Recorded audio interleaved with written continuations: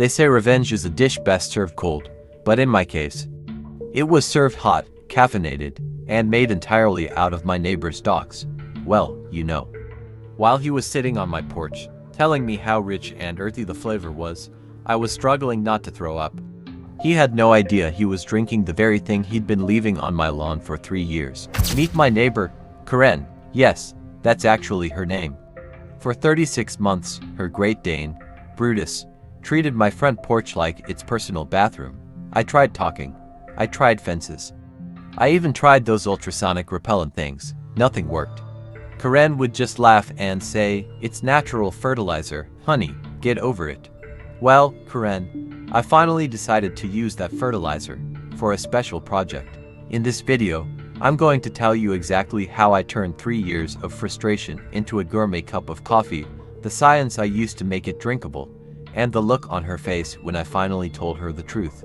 This is a story of the most calculated, disgusting, and satisfying revenge in Reddit history.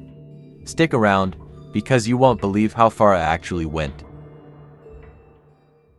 After the 1,000th time cleaning up after her dog, something inside me just snapped.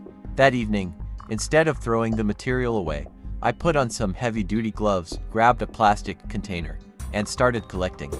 My plan wasn't just to throw it back over the fence. That's amateur hour. I wanted her to consume it. But I wanted it to be so sophisticated that she would actually thank me afterward. I remembered hearing about the world's most expensive coffee, Kopi Luwak. You know, the one where a civet cat eats the coffee cherries and, well, passes them out. I spent hours researching how they dry it, roast, and sterilize it. Now, look, I didn't want to actually poison her. I just wanted to serve her the most morally repulsive cup of joe in existence. The process was intense, drying it out, roasting it at high temperatures to kill any bacteria, and then grinding it into a fine powder. By the end, it looked exactly like real coffee, and the smell? Thanks to the roasting, it was surprisingly passable. The next morning, I saw her in his yard.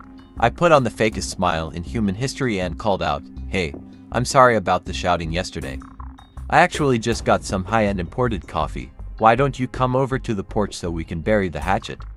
You should have seen her face. She looked so smug, like she had finally broken me. She just nodded and said, "Sure thing, buddy. Glad to see you're finally coming around."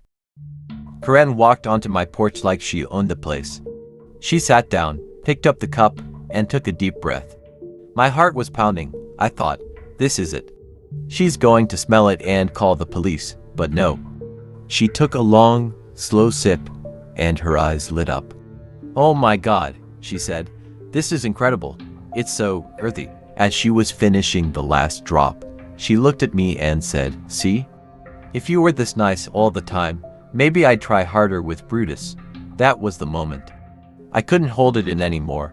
I leaned in and whispered, "Actually, Karen, you've been trying very hard with Brutus." "What did you say the brand was?" I just gripped my own mug, which was filled with actual expensive coffee, and smiled. "It's a very limited, local blend," I told her. "Extremely organic. In fact, you just drank 3 years worth of his hard work. I call it the Brutus Special." The silence that followed was the loudest thing I've ever heard. The way the color drained from her face made every single morning I spent cleaning my lawn worth it. She didn't scream. She didn't move. She just stood up, walked back to her house, and I haven't seen her or Brutus in my yard since. I heard she's planning to move by the end of the month. So, was I the jerk here? Or was this just the natural fertilizer she always talked about?